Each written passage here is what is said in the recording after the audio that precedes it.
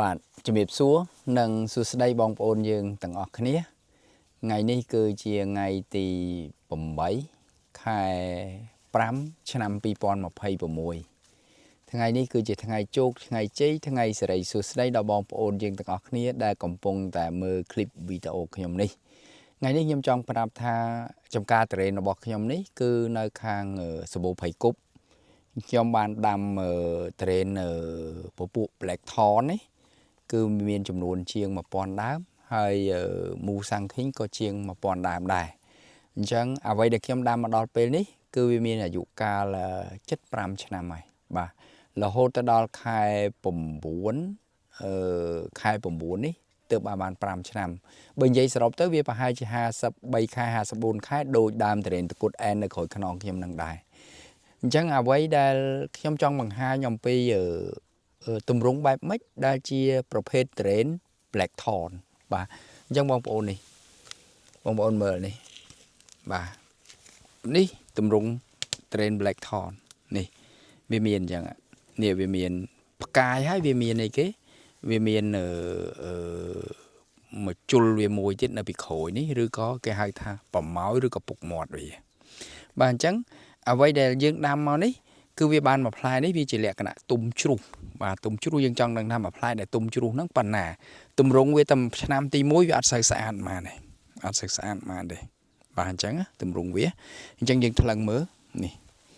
Black Thorn ឆ្នាំទី1បាទ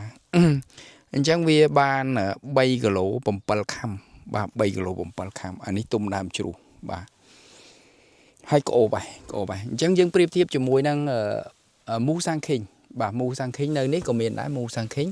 មើលមូសាំងឃីងខុសបន្តិចមូសាំងឃីងគឺផ្កាយតែម្ដងបាទអានេះផ្កាយហើយមានអីគេមានមួយជុលវាមួយទៀតដែលគេហៅថាមួយជុលខ្មៅត្រង់ចំណុចនេះគឺជាចំណុចសម្គាល់ខ្លាំងបំផុតសម្រាប់ផ្លែត្រេន Black Thorn អញ្ចឹងមើលយើងមើលមូសាំងឃីងនេះនៅឯផ្សារសបូភ័យគប់នេះបាទវាមានទម្ងន់ប៉ុណ្ណាដែរបាទ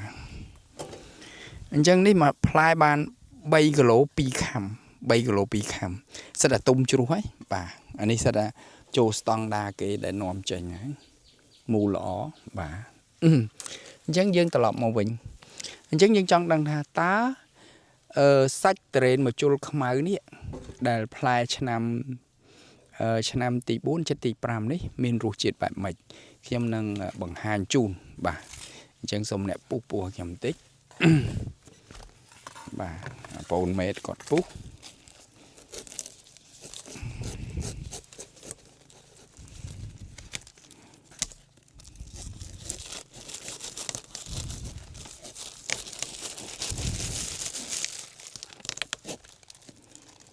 បាទអានេះទុំដើមយើងមើលនៅបងប្អូនយើងបាទតើរសជាតិវាឆ្ងាញ់ប៉ុណ្ណាអីប៉ុណ្ណា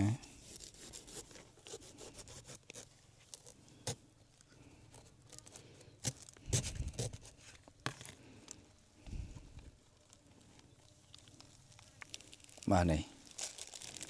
នៅបងប្អូនដោយសារវាតាំងតែឆ្នាំទី1អញ្ចឹងសបកវារៀងក្រាស់នេះពណ៌វាបែបនេះបាទពណ៌វាបែបនេះសម្បុរវាបែបនេះ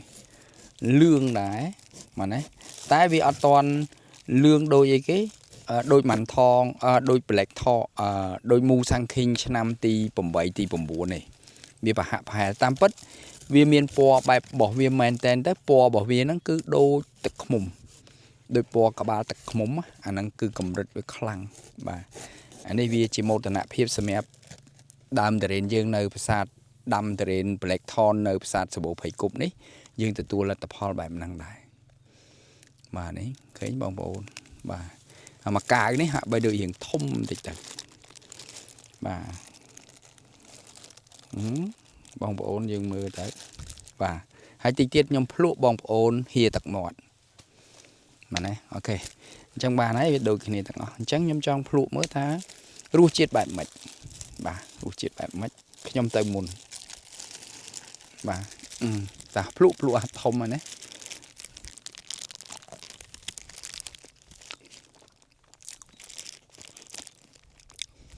ល្មួតផ្អែមឈ្ងុយ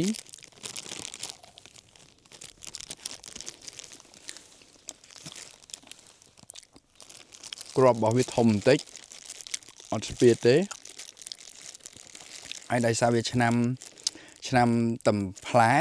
វាមានរាងសរសៃបាទវាអត់ទាន់ម៉ត់មែនទេទេតែផ្អែមឈ្ងុយមានរសជាតិដូចគ្នាបាទ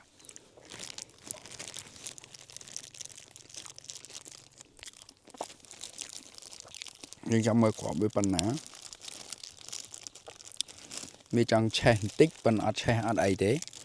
បាទអត់មានអីទេសាច់វាល្អទាំងអស់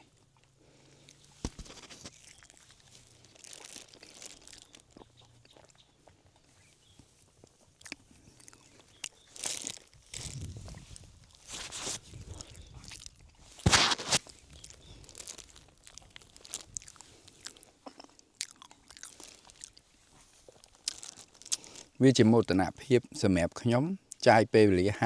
53-54ខែដាំ Black Thorn ឥឡូវនេះខ្ញុំទទួលផលសម្រាប់ភ្លក់រសជាតិ Black Thorn ហើយទៅឆ្នាំក្រោយៗទៀតចការនៅកំពង់ធំយើងខ្ញុំនេះគឺសម្បូរទៅដោយ Black Thorn បាទចំពោះមូសាំងឃីងយើងបានតេស្តច្រើនហើយវារសជាតិរួចអស់ហើយអញ្ចឹងខ្ញុំមិនចាំបាច់បកជូនទេអញ្ចឹងខ្ញុំអ្វីដែលខ្ញុំសំខាន់នៅក្នុងវីដេអូខ្ញុំនេះគឺ Black Thorn យើងដាំនៅលើទឹកដីកំពង់ធំមានរសជាតិឆ្ងាញ់ឈ្ងុយបាទមិនចាញ់នៅបរទេសឡើយបាទអញ្ចឹងចង់ជម្រាបជូនបងប្អូនយើងព្រោះកំណើតរបស់វាភាគច្រើនគឺមកពីប្រទេសម៉ាឡេស៊ីអញ្ចឹងយើងយកមកដាំទៅលើទឹកដីកំពង់ធំក៏មានលទ្ធភាពផ្លែផ្កានិងមានរសជាតិឆ្ងាញ់ដែរក៏ប៉ុន្តែទាំងអស់នេះគឺដើរតាមប្រព័ន្ធជីធម្មជាតិ EXM បាទថ្ងៃនេះសូមផ្សព្វផ្សាយបន្តិចសូមផ្សព្វផ្សាយបន្តិចហើយអញ្ចឹងវីដេអូមួយនេះមានតែប៉ុណ្្នឹងទេបើបងប្អូនចូលចិត្ត